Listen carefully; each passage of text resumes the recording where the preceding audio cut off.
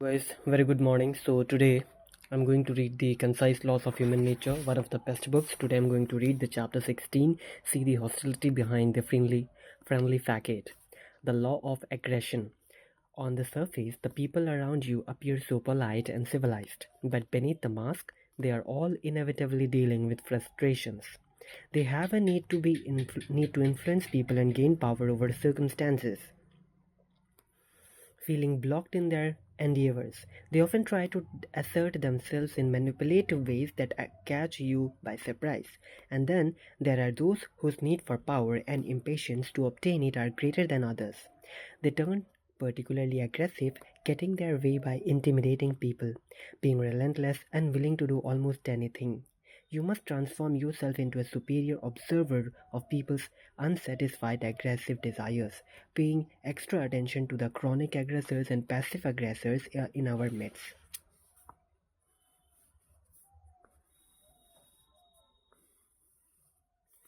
You must recognize the signs, the post patterns of behavior, the obsessive need to control everything in their environment that indicate the dangerous types. They depend on making you emotional, afraid, angry, and unable to think straight. Do not give them this power. When it comes to your own aggressive energy, learn to tame and channel it for productive purposes. Standing up for yourself, attacking problems with a relentless energy, realizing great ambitions. Men are not gentle, friendly creatures wishing for love, who simply defend themselves if attacked. A powerful desire for aggression has to be reckoned was part of their endowment. Sigmund Freud. Keys to human nature. All of us understand that humans have been capable of much violence and aggression in the past and in the present. We know that out there in the world there are sinister criminals, greedy and unscrupulous business people, belligerent negotiators, and sexual aggressors. But we create a sharp dividing line between those examples and us. We have a powerful block against imagining any kind of con- continuum or spectrum when it comes to our own aggressive moments and those of the more extreme variety in others. We, in fact, define the word to describe the stronger manifestations of aggression. Excluding ourselves, it is always the other who is mm, belligerent, who starts things, who is aggressive. This is a profound misconception of human nature. Aggression is a tendency that is latent in every single human individual. It is a tendency wired into our species. We become the preeminent animal on this planet precisely because of our aggressive energy, supplemented by our intelligence and cunning. We cannot separate this aggressiveness from the way we attack problems, alter the environment to make our lives easier, fight injustice, or create anything on a large scale. Aggression can serve positive purposes at the same time under certain circumstances. This energy can push us into antisocial behavior, into grabbing too much or pushing people around. These positive and negative aspects are two sides of the same coin. And although some individuals are clearly more aggressive than others, all of us are capable of slipping into that negative side. There is a continuum of human aggression, and we are all on the spectrum. This energy cannot be denied or repressed. It will emerge in some way. But with awareness, we can begin to control and channel it for productive and positive purposes. To do so, we must understand the source of all human aggression, how it turns negative, and why some people become more aggressive than others. To do so, we must understand the source of all human aggression, how it turns negative, and why some people become more aggressive than others. Okay. The source of human aggression. Unlike any other animal, we humans are aware of our mortality and that we could die at any moment. Consciously and unconsciously, this thought haunts us throughout our lives. We are aware that our position in life is never secure. We can lose our job, our social status, and our money, often for reasons beyond our control. The people around us are equally unpredictable. We can never read their thoughts, anticipate their actions, or totally rely on their support. We are dependent on others who often don't come through. We have certain innate desires for love, excitement, and stimulation, and it's often beyond our control to satisfy these desires in the way we would like. In addition, we all have certain insecurities that stem from wounds in our childhood. If events or people trigger these insecurities and reopen old wounds, we feel particularly vulnerable and weak. With more chronically aggressive types, the sense of helplessness or frustration that we may feel upon occasions plagues them more deeply and more often. They feel chronically insecure and fragile, and most cover this with an inordinate amount of power and control. Sorry, they feel chronically insecure and fragile and must cover this with an uh, inordinate amount of power and control. Their need for power is too immediate and strong for them to accept the limits and overrides any sense of uh, com- compunction, compunch, compunction or social responsibility. What is this means that human aggression stems from an underlying insecurity as opposed to simply an impulse to hurt or take from others. Okay, before any impulse to take aggressive action, aggressors are unconsciously processing feelings of helplessness and anxiety. They often perceive threats that are not really there or exaggerate them. They take action to preempt the perceived attack of another or to grab for things in order to dominate a stimulation situation. Okay. They take action to preempt the perceived attack of another or to grab the things in order to dominate a situation they feel may elude their control. When we look at any chronic aggressor around us, we must search for the underlying insecurity, the deep wound, the reverberating feelings of helplessness from their earliest years. Okay. When we look at any chronic aggressor around us, we must search for the underlying insecurity, the deep wound, the reversing feelings of helplessness from their earliest years. We must also be aware that aggressors see the people around them as objects to use. Okay, aggressors see the people around them as objects to use. When they are listening to us, they are gauging the strength of our will and seeing how we can serve their purposes down the road. Okay.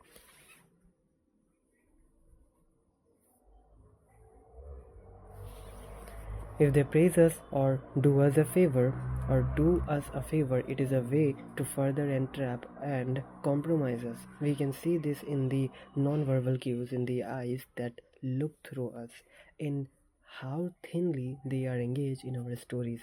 We must always try to make ourselves immune to any attempt at charm on their part, knowing what purpose it serves. Okay, we have to immune to any attempt at charm on their part. Okay, your task as a student of human nature is threefold. Okay, again, first you must stop denying the reality of your own aggressive and tendencies. Okay, you are on the aggressive spectrum like all of us. Okay.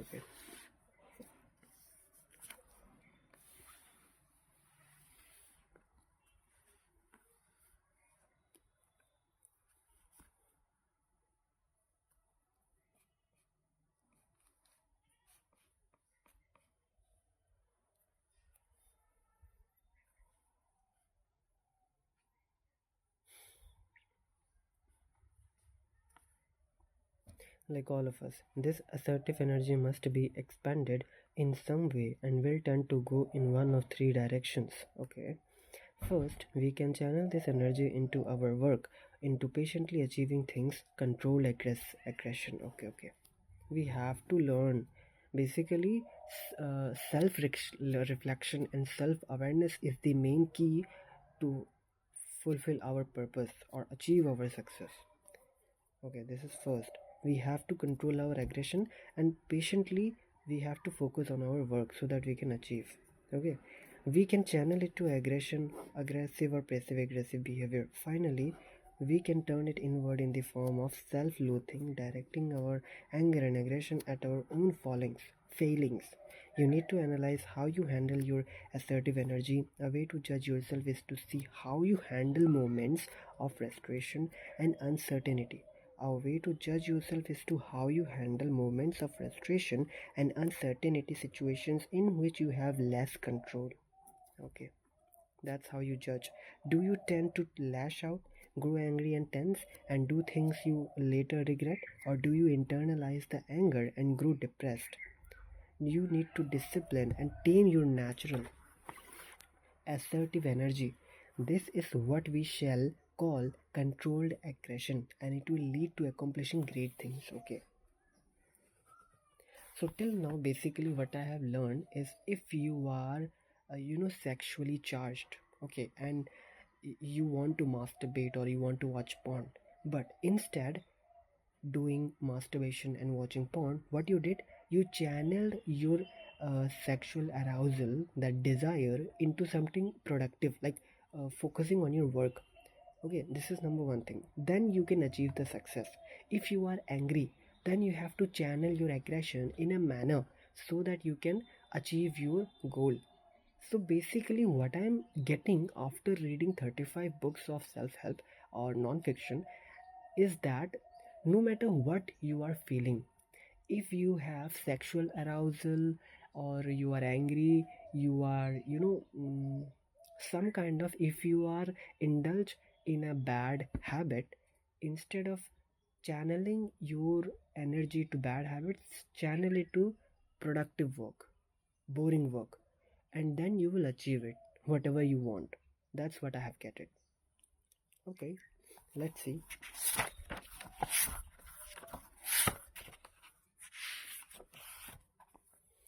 Your second task is to make yourself a master observer of aggression in the people around you. Okay. You, when you look at your work world, for instance, imagine that you can visualize the continual war between people's different levels of will and all of the intersecting arrows of such conflicts. If you stop focusing on people's words and the facade they present and concentrate on their actions and their non-verbal cues, you can almost sense the level of aggressiveness they emanate. Okay.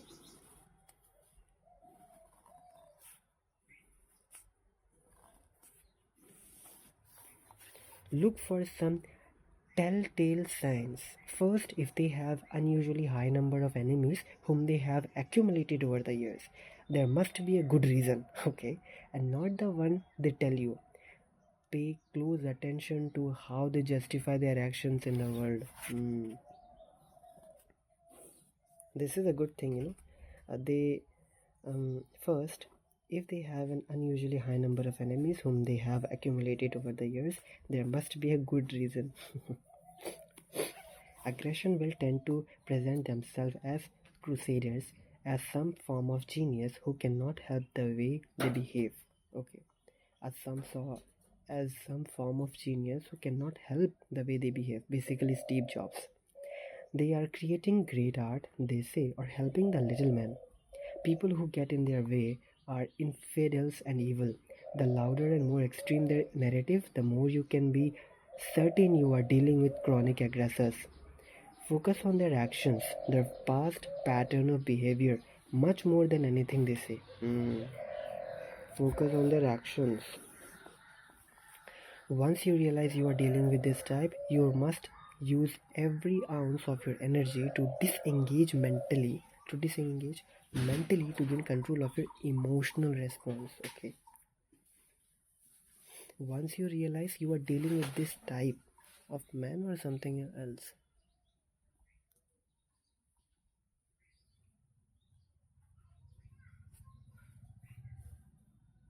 who the hell is this man? I'm reading right now, he's doing some kind of shit. Finally, your third task as a student of human nature is to rid yourself of the denial of the very real aggressive tendencies in human nature itself and what such aggression might mean for our future as a species. This denial tends to take the form of one of two myths you are likely to believe in. The first myth is that long ago we humans were peace loving creatures. Okay, the first myth. This is myth. In harmony with nature and our fellow humans, recent finds in anthropology and archaeology, however, have proven beyond a shadow of a doubt that our ancestors, going back tens of thousands of years, well before civilization, engaged in warfare that was as murderous and brutal as anything in the present. They were hardly peaceful. Obviously, the other truth, okay. The other more prevalent today is that we may have been violent and aggressive in the past, but that we are currently evolving beyond this, becoming more tolerant, enlightened, and guided by our better angels. But the signs of human aggression are just as prevalent in our era as in the past. We can hold up as evidences the endless cycles of war, the acts of genocide, and the increasing hostility between states and ethnicities within states and continue well into this country. And our depredation of the environment has only gotten subordinately worse, despite our awareness of the problem.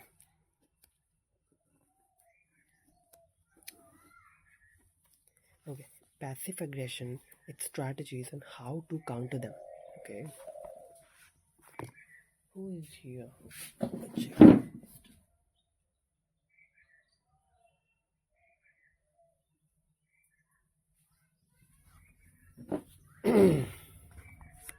Okay, most of us are afraid of outright confrontation.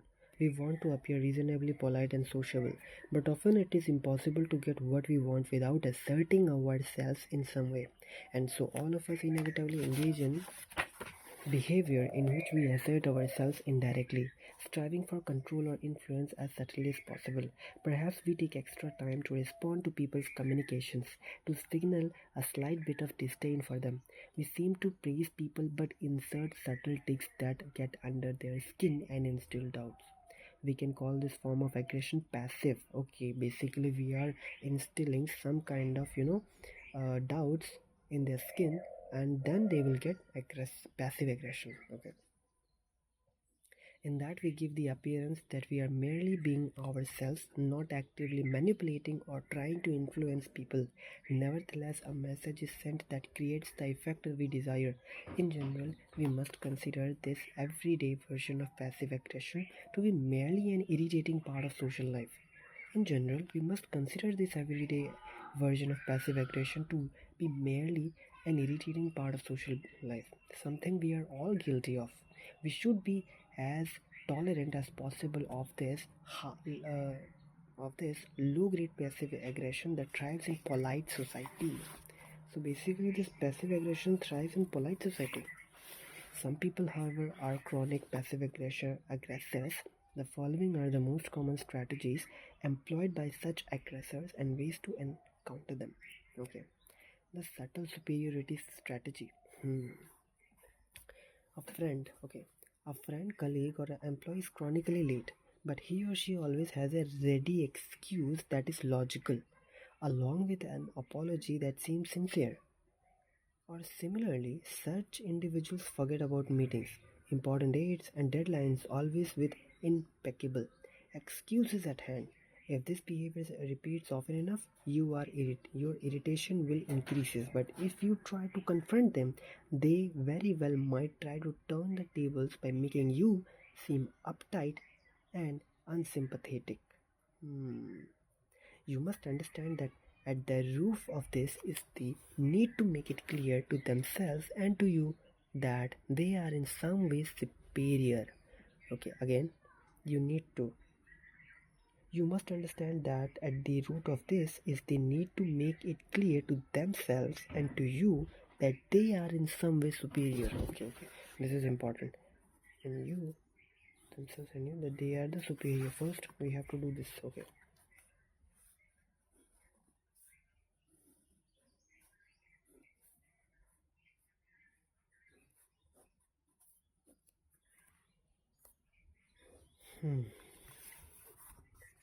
You must pay attention to the pattern more than the apologies, okay? But also notice the non-verbal signs as they excuse themselves, okay? So first, I need to make them feel superior, okay, in some way. First is this. Second, I need to pay attention to the pattern more than the apologies, okay. This is number two, and this is number one. First, make them superior. Second, pay attention to the pattern more than apologies, but also notice the non-verbal signs as they excuse themselves, okay. The tone of the voice is whiny, as if they really feel it is your problem. The apologies are laid on extra thick to disguise the lack of sincerity. In the end, such excuses communicate more about their problems in life than about the facts of their forgetfulness.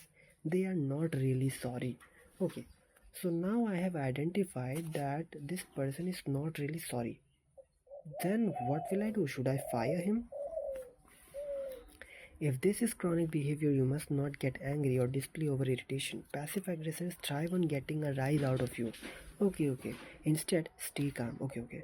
Stay calm and subtly mirror their behavior. Okay. Calling attention to what they are doing and inducing some shame if possible. You might make dates or appointments and leave them in the lurch or show up impossibly late with the sincerest of apologies laced with a touch of irony. Okay. Uh-huh. So basically, I need to mirror them. Okay. This is getting interesting. You might make dates up or appointments and leave them in the lurch or somehow or show up impossibly late. Impossible to late. Okay.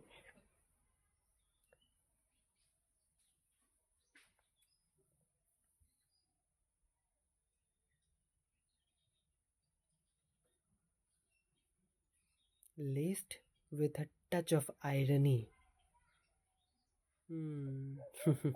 If you are dealing with a boss or someone in a position of power who makes you wait, their assertion of superiority is not so subtle.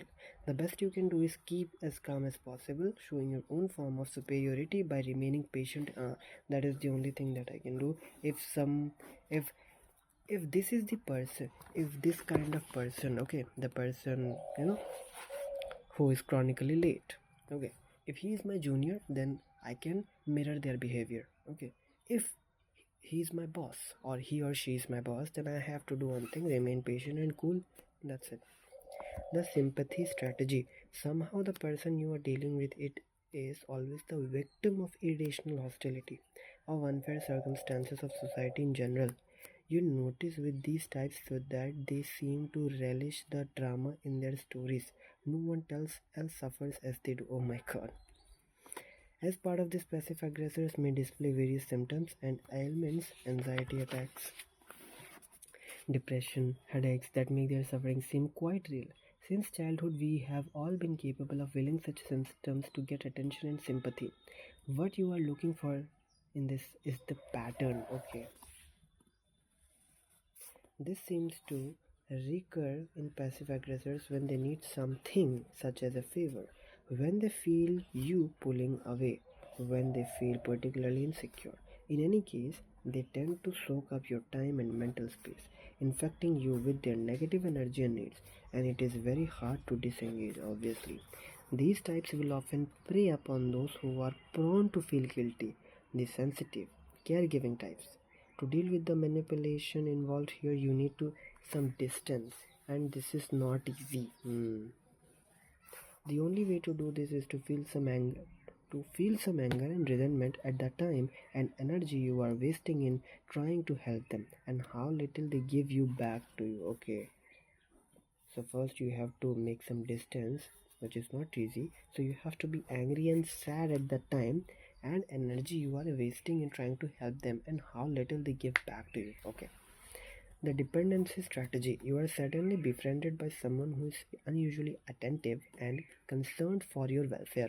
They want to help you with your work or some other task, but every now and then you detect some coldness on their part, and you rack your brain to figure out what you might have said or done to trigger this. In fact, you can't really be sure if they are upset with you, but you find yourself trying to please them nonetheless. And slowly, without really noticing it, the dynamic is reserved, and the displays of sympathy and concern seem to shift from them to you.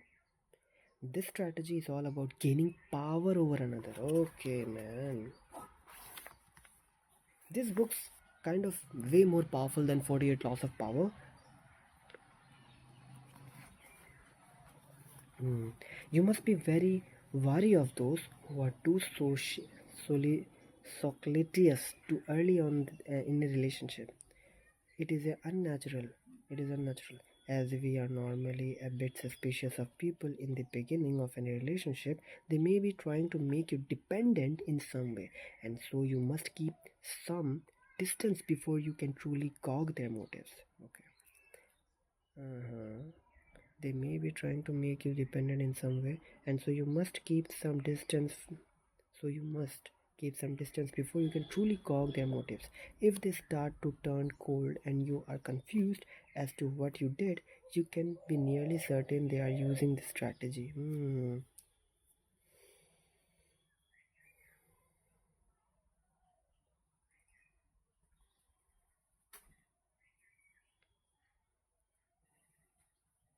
In general, be wary about people's promises and never completely rely on them. With those who fail to deliver, it is more likely a pattern, and it is best to have nothing more to do with them. Okay, do nothing with them. If someone is not fulfilling or his promise or her promise, it means he's not a man of his word, not a woman of his word. So do nothing, just mind your business. Ignore what you can do. The insinuating doubt strategy. In the course of a conversation, someone you know, perhaps a friend, lets slip a comment that makes you wonder about yourself and if they are in some way insulting you. Perhaps they commend you or your latest work, and with a faint smile, they say they imagine you will get lots of attention for it or lots of money. The implication being that being that that was your somewhat of dubious motive, or they seem to damn you with faint praise. You did quite well for someone of your background. Okay. The point of this strategy is to make you feel bad in a way that gets under your skin and causes you to think of the insinuation for days. Okay, so people say this so that I can feel bad. Motherfucker. Motherfluffer. Sorry, I didn't abused. They want to strike blows at your self esteem. Most often, they are operating out of envy. The best counter is to show that their insinuations have no effect on you. You remain calm. You agree with their faint praise, and perhaps you return in it in kind. They want to get a rise out of you, and you will not give them this pleasure. Hinting that you might see through them will perhaps infect them with their own doubts, a lesson worth delivering. Very good. I like this one. I like this one.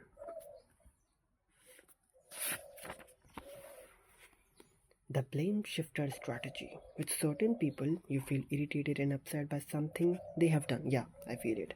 Even before you express your annoyance, they seem to have picked up your mood, and you can detect some sulking on their part. And when you do confront them, they grow silent, wearing hurt or disappointed look. Any apologies on their part are said in a way, through tone of voice or facial expressions, that subtly convey some disbelieves that they have done anything wrong.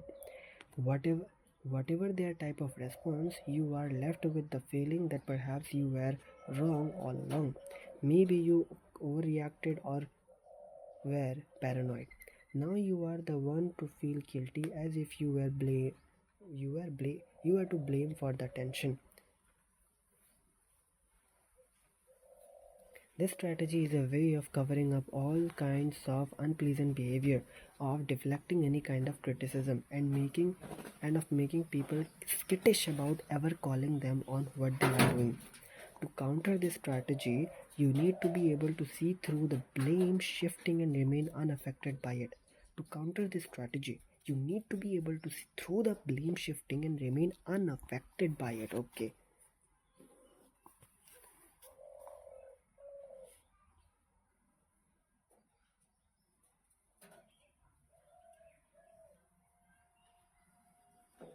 Hmm.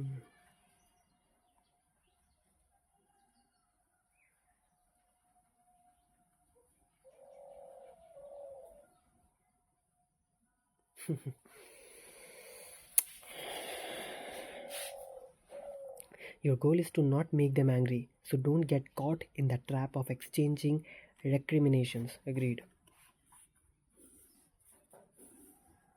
Be calm and even fair, accepting some of the blame for the problem if that seems right. Okay, so there is a word called if. Hmm. What you want is to have the requisite distance to see through them and to disengage. To help in this, you must learn to trust your past feelings. You must learn to help in this. You must learn to trust your past feelings. In the moments they are irritating you, write down what they are doing and mem- memory memorialize memorialize realize their behavior. Okay, so basically I have to write it down. Okay, I am irritated from this person. So what he is doing that made me irritated?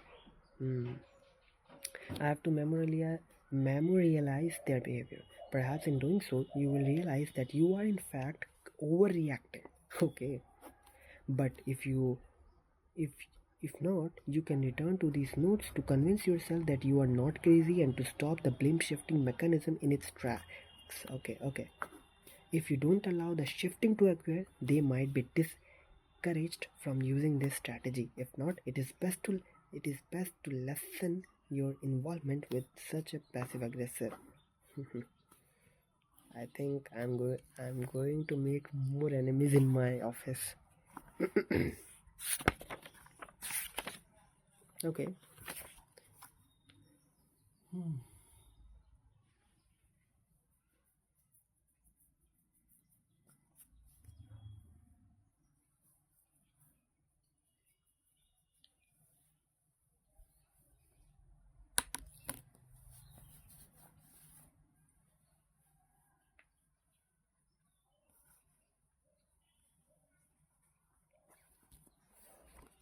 The passive tyrant strategy. The person you are working for seems to be bubbling with energy, ideas, and charisma. They are a bit disorganized, but that is normal. They have so much to do, so much responsibility, and so many plans. They can't keep on top of it all. They need your help and your strain every fiber of your being to provide it. Occasionally they praise you, and this keeps you going, but sometimes they rail at you for letting them down, and this sticks in your mind more than the praise. This strategy is generally used by those in power on their underlings, but it could be applied by people in relationships. One partner tyrannizing the other by simply being impossible to please. Okay.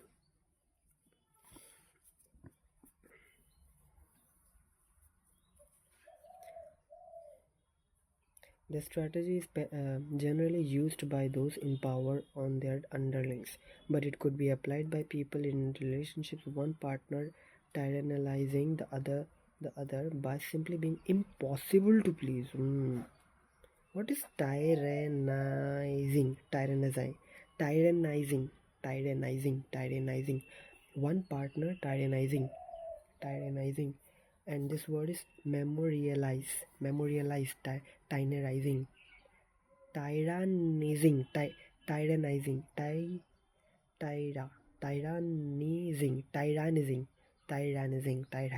tyrannizing.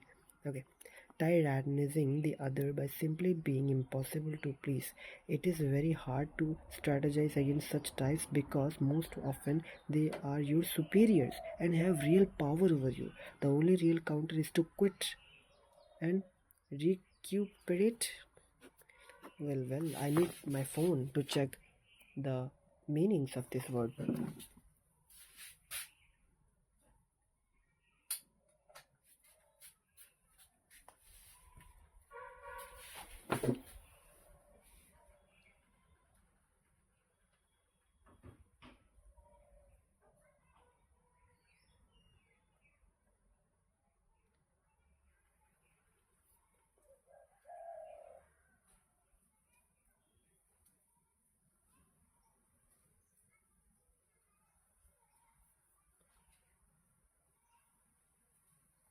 Memorialize. Memorialize. Okay.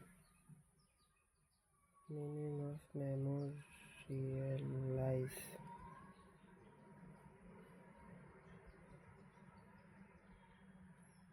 Okay, memorialize means remembered, and tyrannizing. Tyrannizing.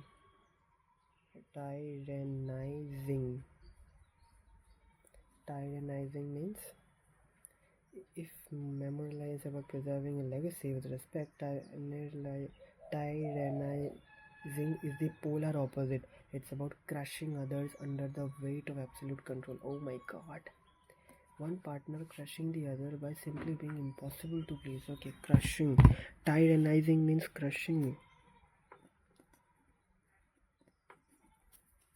That's a new word. To quit and recuperate. Recuperate.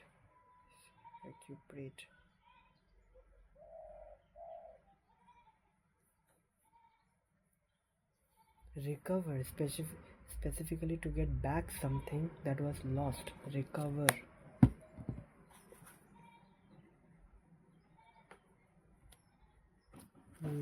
Such a new word. Controlled aggression.